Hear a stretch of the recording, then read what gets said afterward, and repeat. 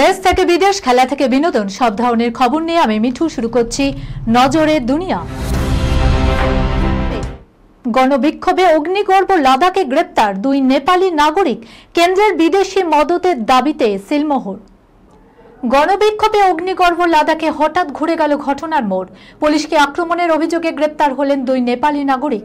প্রশাসনের তরফে জানানো হয়েছে 2 জনেই গুলিতে আহত হয়েছেন। এই ঘটনায় এখনো পর্যন্ত 60 জন বিক্ষোভকারী গ্রেপ্তার হয়েছেন, যদিও তাদের মধ্যে কয়েকজনকে ছেড়ে দেওয়া হয়েছে। পুলিশ সূত্রে জানা গেছে লাদাখের গণবিক্ষোভে 4 জন নেপালি নাগরিক আহত হয়েছেন। এর মধ্যে 2 জনকে গ্রেপ্তার করা হয়েছে এবং বাকি 2 জন চিকিৎসাধীন রয়েছে। শুরু থেকে কেন্দ্র সরকারের দাবি ছিল এই ঘটনার পেছনে বিদেশি মদত রয়েছে।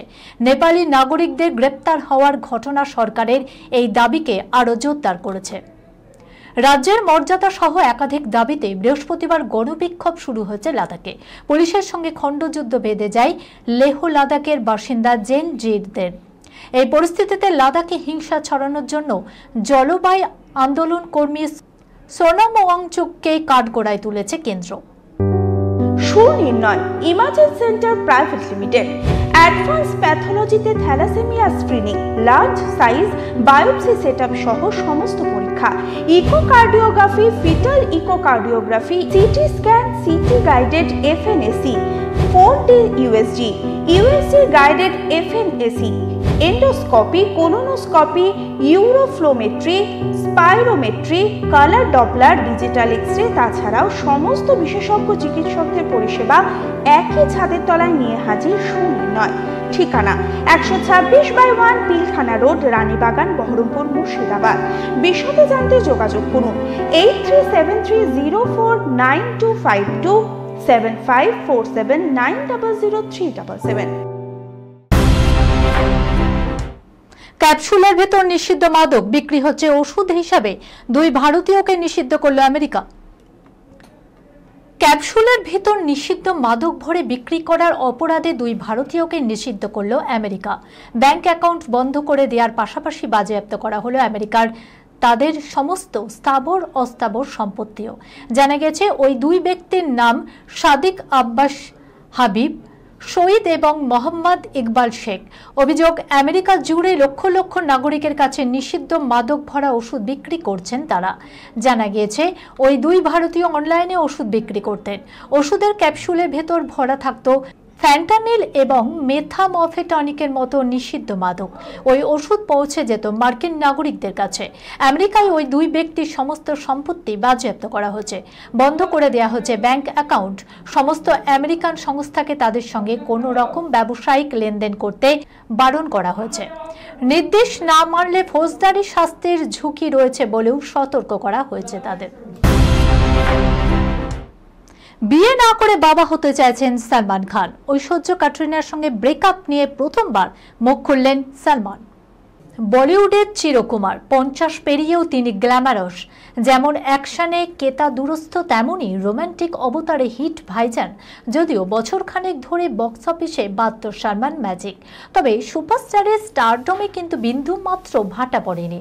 জীবনে প্রেম একাধিকবার এলেও ছাদনাতলা অব্দি আর যাওয়া হয়নি সালমান খানের।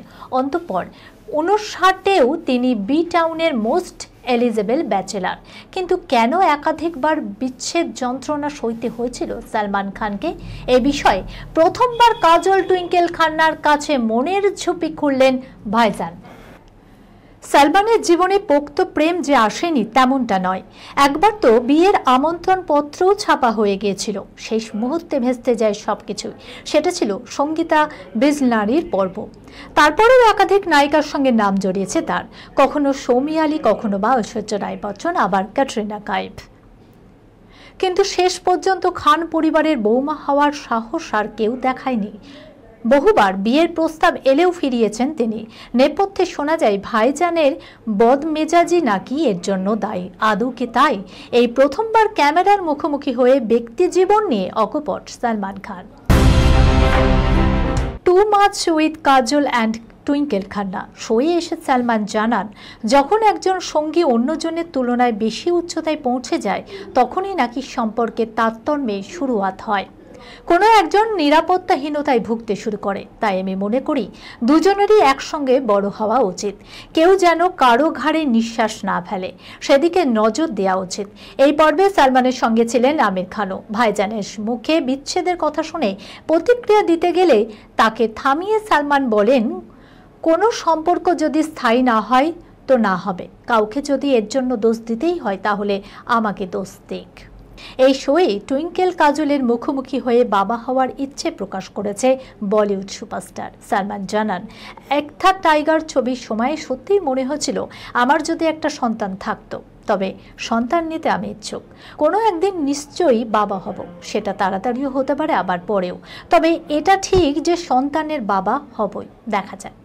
এই খবরের সঙ্গে শেষ করলাম আজকের নজরে দুনিয়া। আপনারা দেখছেন TV24 বাংলা, সংবাদ বিনোদন সারাদিন সারাক্ষণ।